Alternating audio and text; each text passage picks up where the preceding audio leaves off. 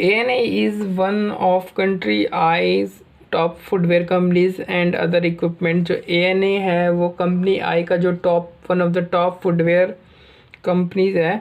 Since its foundation 1988, ANA has been one of the all inclusive footwear brand that is committed to nurturing the youth across the world through sports to contribute to society.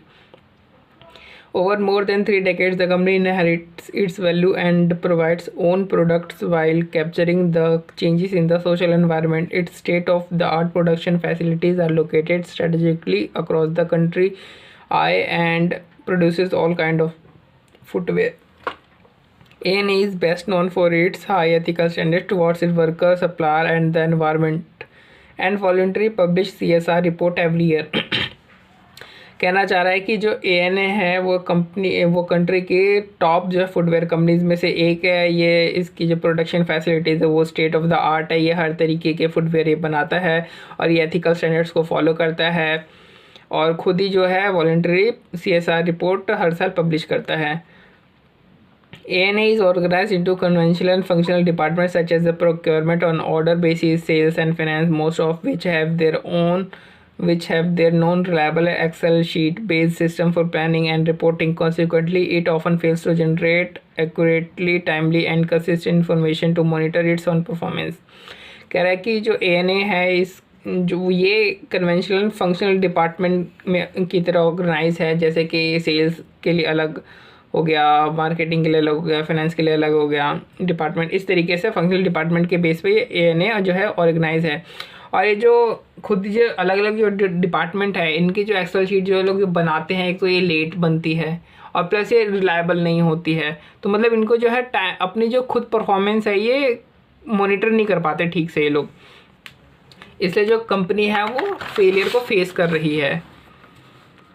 और किस तरीके के failure हैं, जैसे performance और delivery targets set by the retail customer, यानी जो इनके रिटेल कस्टमर है तो ये जो कहते हैं कि आप इस दिन तक हमें दे दो तो वो चीज़ इनको नहीं मिल पाती।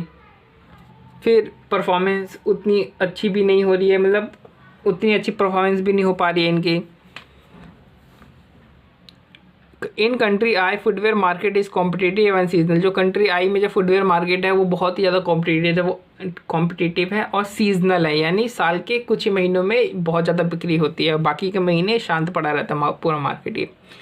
Retailers who are ANA's customer for footwear, they have two main demand day one। जो ANA के जो कस्टमर है यानी जो रिटेलर्स हैं उनकी सिर्फ दो डिमांड है। कहता है कि आप हमें जो फुटवेयर है वो लोअर प्राइस पे दो और क्वालिटी अच्छी दो, और उसके साथ साथ जो आप डिलीवरी में जितना समय लगाते हो उसको कम समय लो, यानी लीड टाइम आप कम रखो अपना।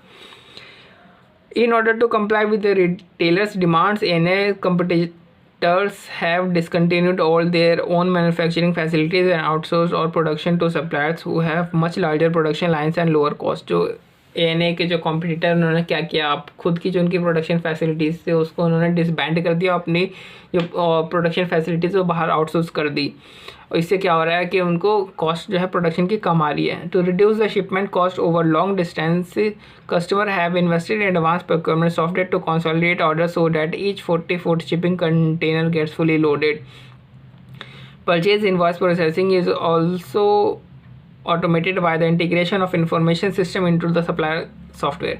ये कह रहा है कि चूँकि इन्होंने जो अपनी जो प्रोडक्शन फैसिलिटी है वो बाहर शिफ्ट कर दिया, बाहर मतलब कि चाइना में शिफ्ट कर दिया, और चाइना का और इंडिया से डिस्टेंस कुछ 3500 किलोमीटर का है, तो इतनी लंबी दूरी के लिए पे से जो है कोऑर्डिनेशन बिगड़ सकता है। इसके लिए उन्होंने क्या किया, इनके जो कॉम्पिटिटर उन्होंने टेक्नोलॉजी में बहुत ज़्यादा इन्वेस्ट किया है,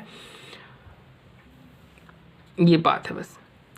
अब जो ANA है इसके पास भी आउटसोर्स करने का प्रपोजल आया है कि आपकी जो अभी जो मैन्युफैक्चरिंग जो कॉस्ट लग रही है वो 625 BND लग रही है। BND क्या है, करेंसी है, जो ANA की जो कंट्री है उसकी करेंसी है, यानी ANA की होम करेंसी है BND। तो अभी आपकी लग रही है 625, लेकिन अगर आप आउटसोर्स कर दोगे, चाइना से मंगवाओगे तो आपको लगेगी चाइनीज़ येन कितने लगेंगे, 28। इसको अगर हम कन्वर्ट करें, इधर कन्वर्ट रेट एक्सचेंज रेट दे रखा है कि 1 Chinese yen equal to 18 BND, convert करोगे तो 504 BND आ जाएगी, यानी अभी आपको 625 लग रही है, बाद में आपको 504 लगेगी। कह रहा है कि आपकी जो शिपमेंट है वो 40,000 BND लगेगी शिपमेंट में, भले आपने जो कंटेनर है उसके पूरे फुल भरे या नहीं भरे हैं। तो अगर आप फुल भर देते हो तो आपको एक कंटेनर में 5,000 आपका पेयर आ जाएगा, जोड़े 5,000 जोड़े आ जाएंगे आपके फुटवेयर के, और कॉस्ट टोटल लगेगी 40,000, यानी एक पेयर की कॉस्ट कितने लगेगी, 8 BND कॉस्ट लग जाएगी आपकी। यानी अभी यहाँ पे जो बात हो रही थी कि 504 BND लगेगी, वो बढ़ करके शिपमेंट कॉस्ट 512 हो जाएगी BND, 8 BND लग करके। फिर बाद में कह रहा है कि ऐसा हो सकता है, अभी तो ऐसा कुछ इसके ऊपर कस्टम टैरिफ नहीं है, लेकिन बाद में हो सकता है कि जो कंट्री आई है वो कस्टम टैरिफ बढ़ा दे। कितना बढ़ा देगी कस्टम टैरिफ बढ़ा देगी, वो बढ़ा देगी 10% बेसिक कस्टम ड्यूटी बढ़ा देगी, और बेसिक कस्टम ड्यूटी के ऊपर 1% सोशल वेलफेयर सरचार्ज भी लगा देगी।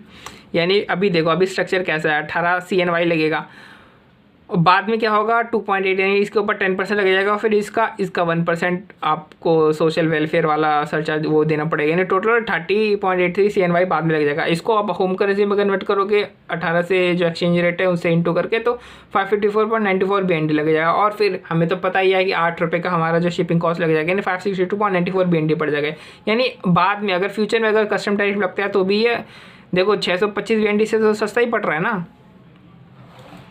Therefore, to implement the proposal, restructuring of functional departments into multidisciplinary teams are needed to serve major buyer accounts।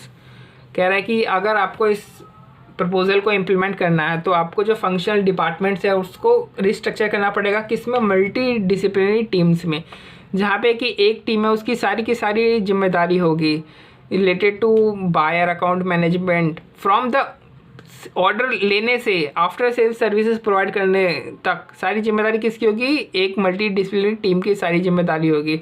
अब ये फंक्शंस को आप डिपार्टमेंट को हटा करके आप किस पे शिफ्ट करो, मल्टी डिसिप्लिनरी टीम को, उनको सारी जिम्मेदारी, एक टीम को सारी जिम्मेदारी आपने दे रखी है।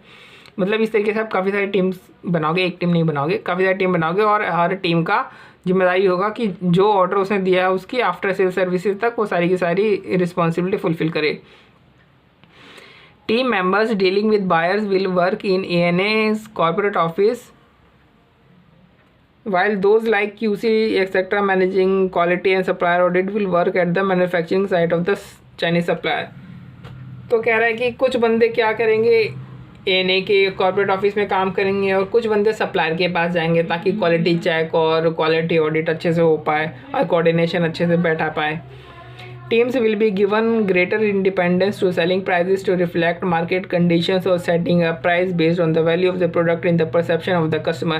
और जो मल्टी डिसिप्लिनरी टीम्स है अलग अलग फुटवेयर के लिए, इन सबको फुल मतलब आप दे दोगे इंडिपेंडेंस कि आप जो मर्जी चाहो वो सेलिंग प्राइस सेट कर सकते हो। आपको लगता है कि कस्टमर इतने सेलिंग प्राइस पर राजी हो जाएगा तो आप उतना सेलिंग प्राइस पर आप सेट कर सकते हो। और इससे जो काफ़ी सारे सपोर्ट स्टाफ हैं जो अभी तक ANA के कॉर्पोरेट ऑफिस में काम कर रहे थे, उनको मौका मिलेगा ओवरसीज जाकर के काम करने का चाइनीज सप्लायर्स के पास। Expert advice, professor WD, performance management consultant, has advise ANA that the proposal has features of re-engineered process and can be defined as business process re-engineering. Professor advised for evaluating the proposal, ANA should consider software development for full front-end order entry, purchasing and inventory management solution which may be required along with the ethical aspect of the proposed changes। तो जो expert है professor WD जो कि performance management consultant है ANA का, वो कह रहा है कि आपने जो सारी चीज़ें कर रहे हो ना, ये बिजनेस प्रोसेस इंजीनियरिंग के कैरेक्टरिस्टिक्स है, और आपको सॉफ्टवेयर डेवलपमेंट जो है वो करवानी पड़ेगी, उसमें आपको पैसे इन्वेस्ट करने पड़ेंगे। तो आपको अच्छे से आप पहले एनालाइज कर लो पूरी चीज़ें, ठीक है। अब required advice on information system which would be required for री इंजीनियरिंग। इसमें कह रहा है कि री इंजीनियरिंग करने के लिए जो आपको इन्फॉर्मेशन सिस्टम चाहिए उसके ऊपर आप एडवाइस करो। ये देखो कह रहा है कि पहले तो आपकी फंक्शनल डिपार्टमेंट होती थी, अब आप मल्टी डिसिप्लिनरी टीम्स बना रहे हो, मतलब कि आप जो जॉब्स है सर्वल जॉब्स उसको कंबाइन करके आप एक बना रहे हो। आप बहुत ज़्यादा इंडिपेंडेंस दे रहे हो टीम्स को सेलिंग प्राइस से रिलेटेड, आप जो पूरे वर्क है उसको रीऑर्गेनाइज कर रहे हो। तो ये सारी कैरेक्टरिस्टिक्स किसकी हैं, BPR की। तो यहाँ नहीं BPR की कैरेक्टरिस्टिक्स बता दी और बोला कि ये सारी कैरेक्टरिस्टिक्स मैच कर रही है जो आप कर रहे हो, तो ये आप मतलब BPR ही कर रहे हो, ठीक है। फिर कह रहा है कि आप जो रीअरेंज कर रहे हो स्टाफ को मल्टी डिसिप्लिनरी टीम में, इससे क्या होगा कि आपकी काफ़ी ज़्यादा जो है सेविंग्स होगी। आपकी जो एक्सेस जो स्टाफ है वो आप हटाओगे, फिर आपकी सेविंग्स होगी। फिर सेविंग्स को आप कहाँ पे इन्वेस्ट करोगे? जो टेक्नोलॉजी है उसके अंदर जब जरूरत पड़ेगी तो उसके अंदर सेविंग्स को आप रिडायरेक्ट करके टेक्नोलॉजी के अंदर आप डाल सकते हो। और अभी क्या है कि अभी की टेक्नोलॉजी में क्या है कि जो नॉन रिलायबल एक्सेल शीट बनती है आपकी फंक्शनल टीम्स, अब आप क्या करो कि एक शेयर डाटाबेस बना लो, ठीक है, ताकि क्या करे कि जितनी भी टीम से वो आपस में अच्छे से कोऑर्डिनेट कर सकें और सप्लायर से भी हम अच्छे से कोऑर्डिनेट कर सकें।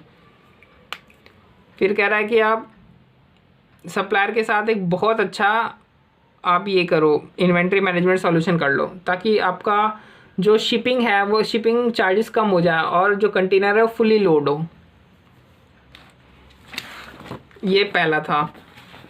दूसरा है कि addresses the likely impact of री engineering on the ANA's high ethical standards and accordingly on business performance. कह रहा है कि अभी तक जो ANA है जो जिसका एथिकल स्टैंडर्ड बहुत ज़्यादा हाई था, वो बिजनेस प्रोसेस री इंजीनियरिंग करने से उसके हाई एथिकल स्टैंडर्ड्स के ऊपर क्या इम्पैक्ट पड़ेगा, वो चीज़ हमें असेस करनी है। तो देखो वर्कर के ऊपर क्या इफेक्ट पड़ेगा।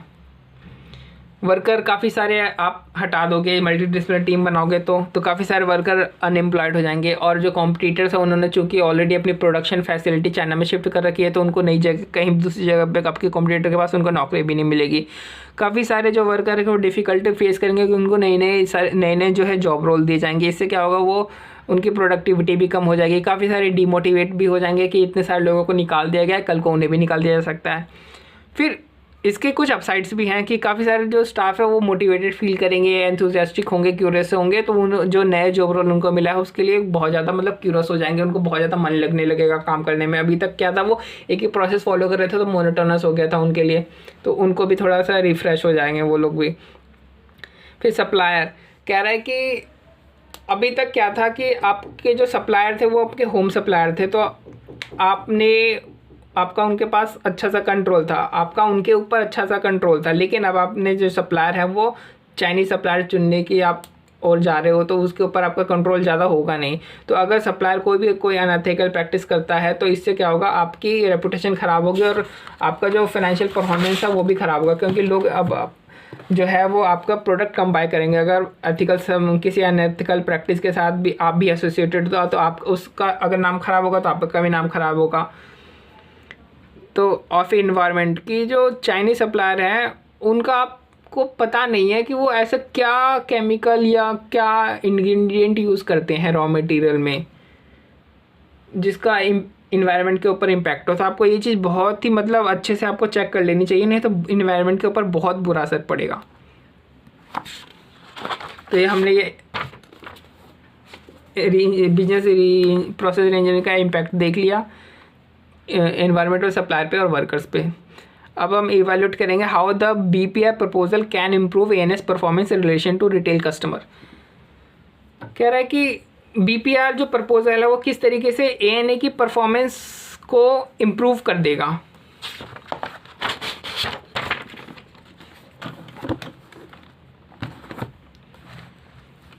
कहता है सबसे पहले तो प्राइस लोअर हो जाएगी, ऑफ कोर्स हमें पता ही, हमने कैलकुलेट भी करके देखा है। फिर लीड टाइम्स जो है, एक्चुअली में जो लीड टाइम है ना, अब आपके सप्लायर हैं ओवरसीज 3,500 किलोमीटर दूर है, तो आपका जो लीड टाइम है वो ज़्यादा हो जाएगा कम होने की जगह। लेकिन हाँ, इसको आप कम कर सकते हो, जैसे कि जो सप्लायर है उसकी अगर प्रोडक्शन फैसिलिटीज़ जो लाइन है, प्रोडक्शन जो लाइन से अगर वो फास्टर है तो आपका लीड टाइम जो है वो उतना ज़्यादा नहीं रहेगा, ज़्यादा तो होगा लेकिन उतना ज़्यादा नहीं होगा। लेकिन आप ऐसा कर सकते हो कि आप, चूँकि जो फुटवेयर का जो बिजनेस है वो सीजनल है, तो आप रिटेलर को ये बात बोल सकते हो कि आप एडवांस में ही हमें ऑर्डर दे दो ताकि जो लीड टाइम है वो कम हो सके। फिर क्वालिटी, ऑफ कोर्स ये बात है, अगर क्वालिटी में थोड़ी सी भी कॉम्प्रोमाइज़ हुई आपको नहीं, क्योंकि सप्लायर का आपके ऊपर कंट्रोल नहीं है, आपका सप्लायर के ऊपर उतना अच्छे से कंट्रोल नहीं है, क्योंकि सप्लायर ओवरसीज़ में है। होम सप्लायर रहता है तो आप अच्छे से कंट्रोल कर पाते हैं। तो अगर क्वालिटी में अगर वो थोड़ा सा भी 19-20 कर देता है तो आपका जो है वो रेपुटेशन ख़राब होगा, आपके फाइनेंशियल परफॉर्मेंस के ऊपर बहुत ज़्यादा असर पड़ेगा। तो इस बात को देखने के लिए कि क्वालिटी है वो ठीक है, वो आप अपनी कुछ जो टीम है वो सप्लायर के पास भेज सकते हो, जिनकी रिस्पॉन्सिबिलिटी होगी कि वो क्वालिटी चेक करें और सप्लायर ऑडिट करते रहें।